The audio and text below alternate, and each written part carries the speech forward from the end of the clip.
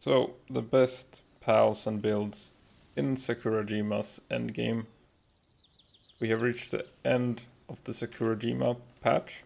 So you have a couple of days or maybe a couple of weeks, depends on when the new update is coming, sometime in December, to finish off the last of the hard mode towers and the raids if you haven't done so. I'm just gonna show the best setup and builds that you can do, what I recommend that you do. So I'm gonna start with showing the raid build, then I'm gonna be showing the player damage build and the pal damage build for hard mode tower bosses. I'm gonna show real quickly the breeding path, like how do you breed for the raid armies, and then a little budget version of each raid team if you find that you don't really have the time or you don't want to commit to making all these perfect raid armies for the last weeks of the update, really. So starting off, this is sort of the overkill team. You definitely don't need 30 perfect pals like this, but this is the pretty classic Ryu Ultra counter build. 15 German Tides into 15 Orzerks, but it is very overkill.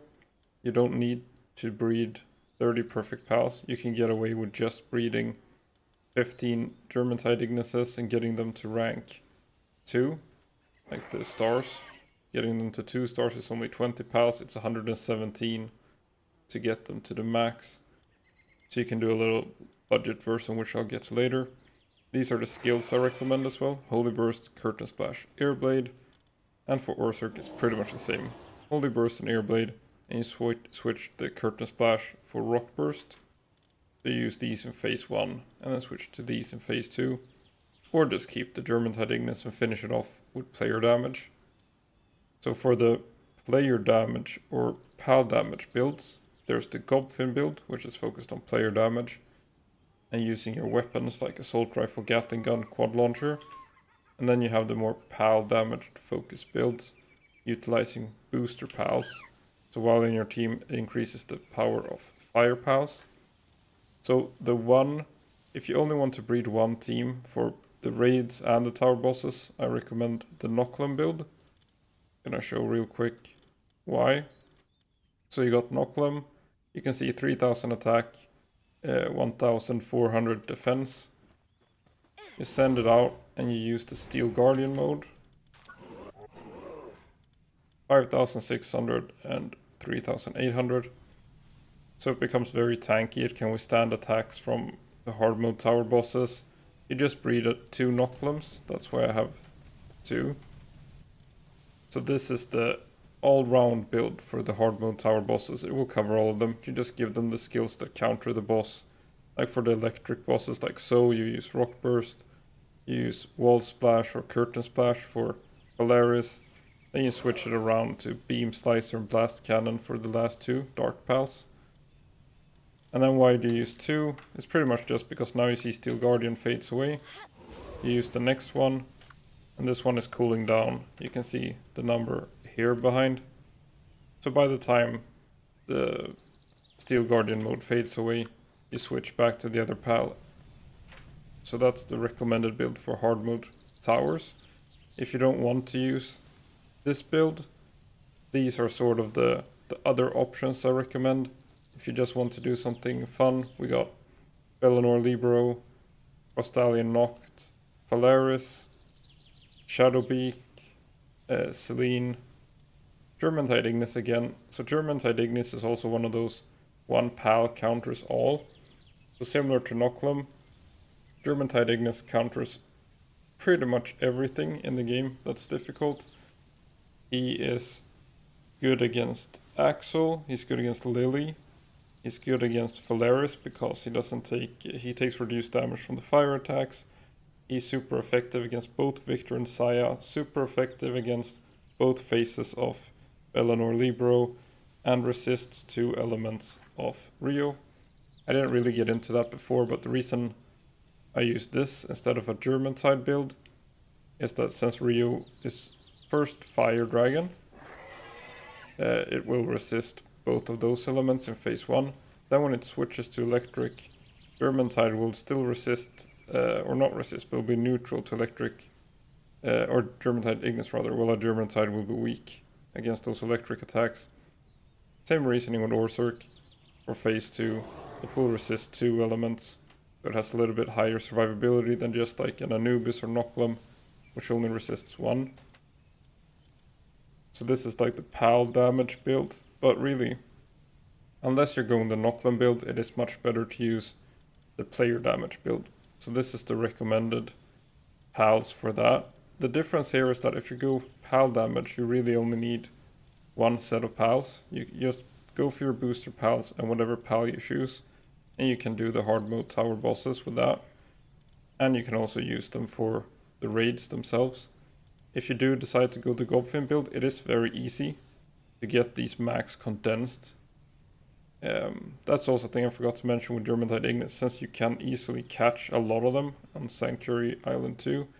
Noclum is a little bit harder, you will need to breed for it. Polaris is rare, Shadowbeak is rare, Selene is very rare. This is also rare, you have to breed and you have to breed. So German-Tide Ignis again, very easy to just mass catch. And since you are probably limited on time if you are watching this, it's probably the recommended way to go. But for the player damage build, so this is probably the most powerful build in the game. You use the Gobfins, while in team increases players' attack power. And then you choose any of these mounts depending on your target. And that's why it's a little bit more work than just going for the PAL build, because you will need one PAL for each kind of element that you need to counter. If you're fighting ice or grass, you need a Ragnarhawk, because it applies fire damage to your attack.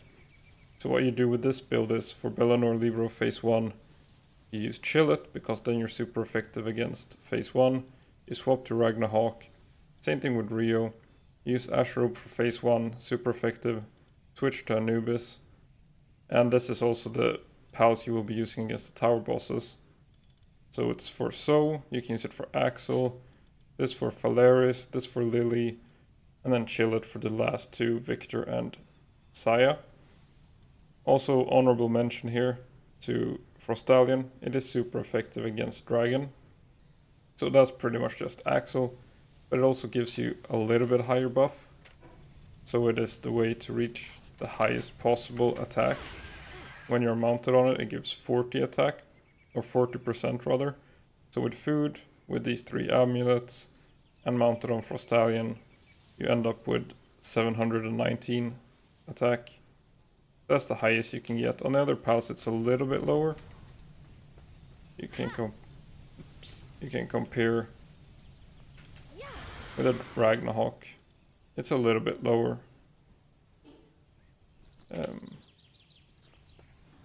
So honorable mention there to Frostallion. And then another thing is the Felbat. It gives you lifesteal. So instead of giving you more attack, it gives you more survivability. This is probably when you're in the very, very late game with the legendary weapons. This is probably the easiest build to use against the hard mode tower bosses. You can just send him out and spam your missiles or Gatling gun or whatever. I have a video on it called the Invincible build. You can check it out if you want to see that. So that's also one option. If you want to use the player build but you don't want to breed all these different pals, you can use this, but it's not as good against Ryu. Against Ryu Ultra you really want these two. And Ashrobe is easy to max condense. Anubis is a little bit harder since there's only the alpha. But these two you really need. Even if you're doing a budget build, you want these maxed. The Gobfin is a little bit easier. And then I just wanted to mention the party pals. These are not combat pals. I just want to show what I like to have. I like to have the Jet Dragon as a mount, Gale Claw as the glider pal. Very useful. Kurajiro is just for fun, but it's easy to max condense. You don't need to do anything with it. It's just to give you a little bit of a boost to get around. Each condensed level, each star that is, makes you jump a little bit higher. No fall damage unless you go further down than you went from. If you were standing up there and jumped and landed there, you would die. Just something to keep in mind. And then there's a choice here depending on how late you are. It's easy to get Dasimu as your ground mount.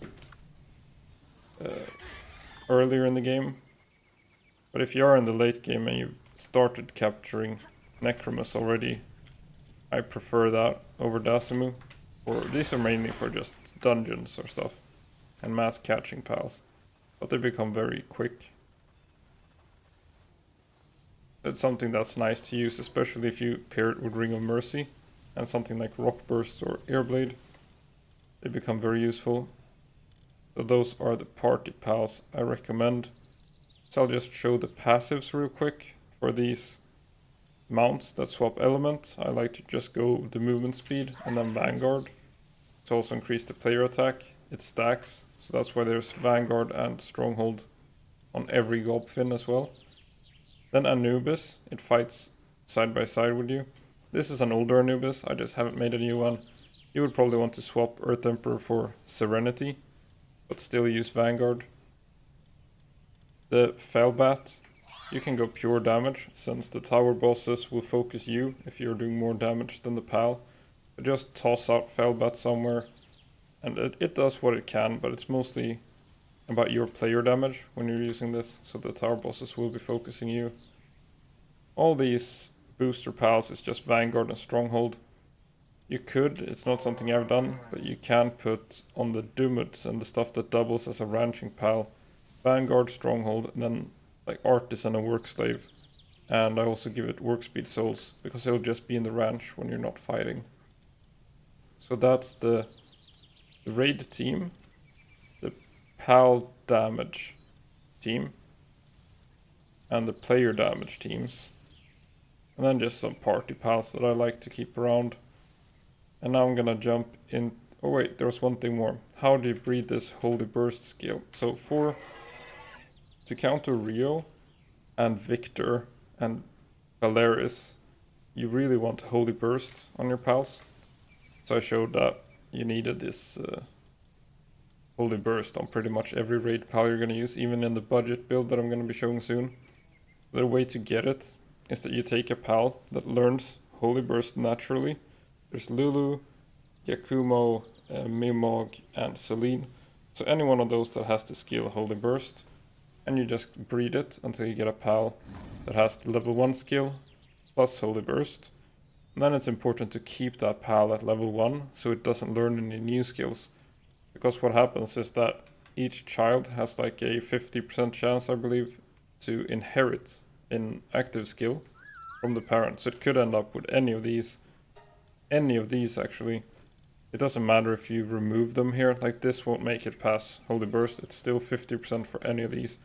So you want a low level Lulu that has just learned Holy Burst if you're using it, like as few skills as possible. Breed until the child has Holy Burst like this, and then you use this level 1 child for a 50% chance to pass Holy Burst to whatever it is you're breeding. So now I'm going to be jumping into the budget version. Okay, so this is the save I used in the Let's Play series I did. So when I left, I had just finished the Ryu Ultra fight with this army. So you can see that these German-Tide Ignises are 2 stars, maxed souls, because souls is the most important part, but they have Holy Burst. And then I didn't really have the skill fruits to teach all of them Air Blade and Curtain Splash and stuff like that. So it's Acid Rain, you can buy that from Merchant. And then just some random skills that I managed to find. Then I also had Blaze Howl and Abushi, because I randomly managed to breed them on the path to breeding the German-Tide Ignis. So this is like the budget version. Not sure if I have the ability glasses. You can see they're not all perfect IVs. I had one perfect IV parent that I then used to try and make good children. But they're a little bit random IVs for this raid party. And one maxed Blaze Howl, which I managed to get while breeding for the German-Tides. The most important part is still the Gobfins, rank 4, all of them. But that's very easy to max condense, it won't take a long time. And the Anubis is also important, and the Ashrobe. So it's still Ashrobe phase 1 with this army. No swap, they all died sometime during the phase swap. I think some of them might have survived into phase 2, but they all died. That's when I swapped to Anubis. So this is the budget build. Kind of a minimalistic build for doing Ryu Ultra. And then this is the budget build for Bellanoir Libero. So you can catch level 55 German tides on the oil rig. I caught a few of those. Then I caught some Necromus. Just plain old captured Necromus. A Frostallion for some freeze. And then I caught a Chillet at Mount, or Astral Mountain here. Then I caught the Chillet Ignis here. You can also catch a level 55 Ragnarok on the oil rig. I just forgot about that. So the budget build here would be just these. Then you buy from merchants. You can buy Seed Mine and Flare Storm. Toss them onto the pals. All of these except for Stallion, which is just to freeze Libero. All of them have Seed Mine and Flare Storm. And then these are just some random Chillets that I captured on the way. So the important part was just to get the Gobfins maxed. You can do that like any time after level 30 is Gobfin time. So that's the budget builds. If you don't want to spend time breeding those perfect Orzerks and Gignuses to do Re-Ultra, you can just settle for this. So 2 stars is just 20 pals. So it's like 300 eggs instead of a couple of thousand for the raid army. So you don't really have to commit too hard before the new patch or update with the new island. Maybe we get some new passives or new skills, so you might not want to spend so much time breeding pals that will be old and bad in the next update. So I haven't really mentioned Bellanoir Libero yet, or Bellanoir Libero Ultra rather. That's because any army you breed that can't take down Ryu Ultra will also be able to take down Libero Ultra, since it's still level 50. So if you do breed these Gignuses, you can then use the same raid army that you do Ryu Ultra, just change the skills around. Holy Burst isn't as good anymore against Libero. It's still decent, but Earblade is a lot better. Best of all is Beam Slicer. And then if you're short on fruits, you can use stuff like Dragon Cannon and Seed Mine and Flare Storm. So Seed Mine and Flare Storm are still very good. You would do something like this. Seed Mine, Flare Storm, and then a mix of whatever skill fruits you find. Some Airblade, some Beam Slicer, and some Dragon Cannon in the mix. It's always good. You can use Thunderstorm and stuff like that as well. Just any strong skill, really, with Flare Storm and Seed Mine. And then the Gobfins with Chillet and Ragnarok should be enough for Libero Ultra. So you don't have to breed a specific army for both. You can just use the same one for Rio and then the same one for Libero. And then choose between the Gobfin build and the Noclem build. But that's it for now. So good luck on the hard mode towers and the raid ultra versions. And thanks for watching.